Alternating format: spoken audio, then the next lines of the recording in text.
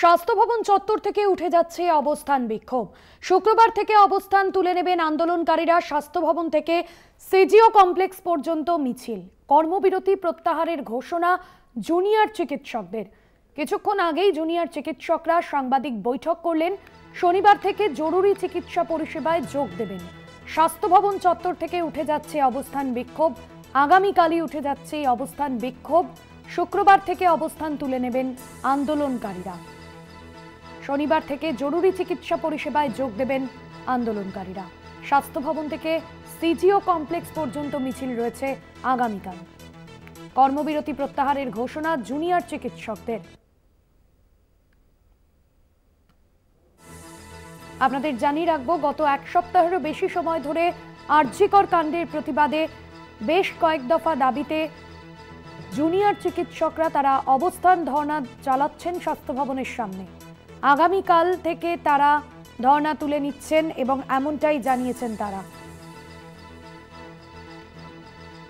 সত্যসুন্দর ভট্টাচার্য রয়েছেন ফোন লাইনে। সত্যসুন্দর, বেশ কিছুক্ষণ আগেই সাংবাদিক বৈঠক করলেন জুনিয়র চিকিৎসকরা, কি কি বিষয় তারা তুলে ধরলেন?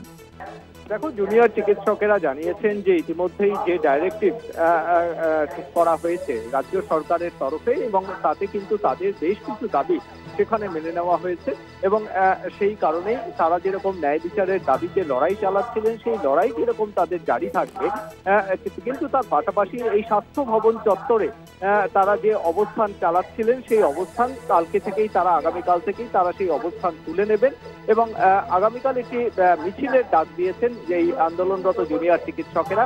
তারা স্বাস্থ্য ভবন থেকে সিজিও কমপ্লেক্স পর্যন্ত একটি মিছিল করবেন, এবং সেই মিছিলে বিচারের দাবিতে, ন্যায় বিচারের দাবিতে এই মিছিল হবে, এবং দ্রুততার সাথে যাতে সিবিআই এই তদন্ত প্রক্রিয়া শেষ করে সেই দাবিকে সামনে রেখেই আগামীকালে এই মিছিলের ডাক দেওয়া হয়েছে আন্দোলনরত জুনিয়র চিকিৎসকদের তরফে।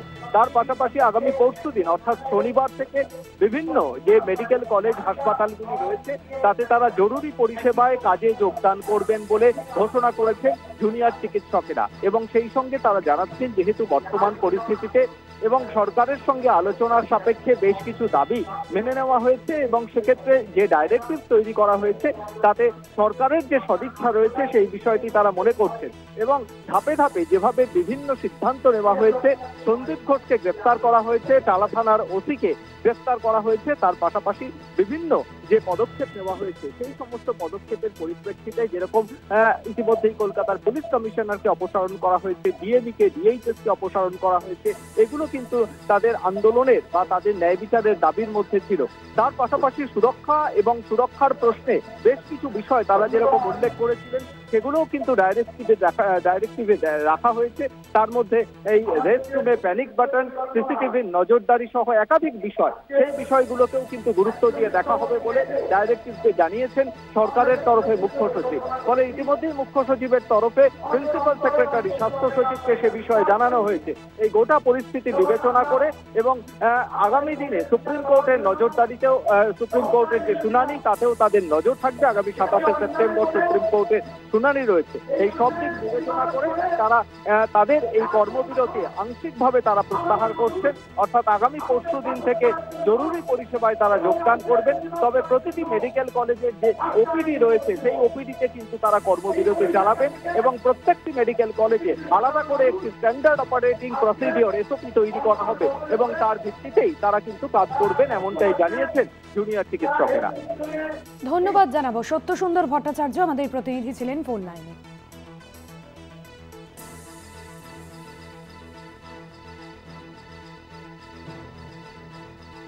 আবারও নজর রাখবো জুনিয়র চিকিৎসকদের সাংবাদিক বৈঠকে।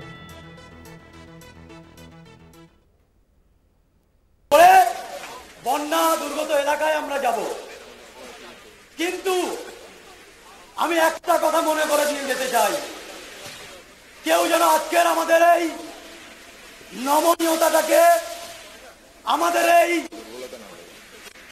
মানুষের পাশে দাঁড়ানোটাকে কোন রকম দুর্বলতা হিসেবে না দেখে। আমরা কালকে সিবিআই অফিসে যাব, সিজিও কমপ্লেক্সে যাব, আমরা একটা কোশ্চেন করব, আর কতদিন সময় চাই, জবাব দাও সিবিআই।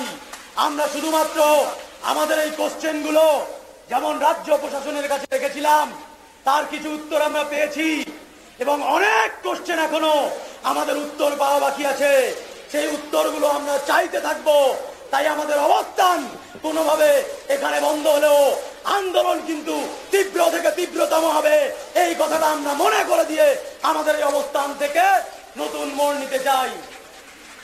হাওয়ার দিক আমরা পরিবর্তন করতে পারি না, কিন্তু আমাদের পালের দিকটা পরিবর্তন করে কিভাবে গন্তব্যস্থানে যেতে হয়, কিভাবে বিচার পেতে হয়, সে রাস্তাগুলো আমরা জানি।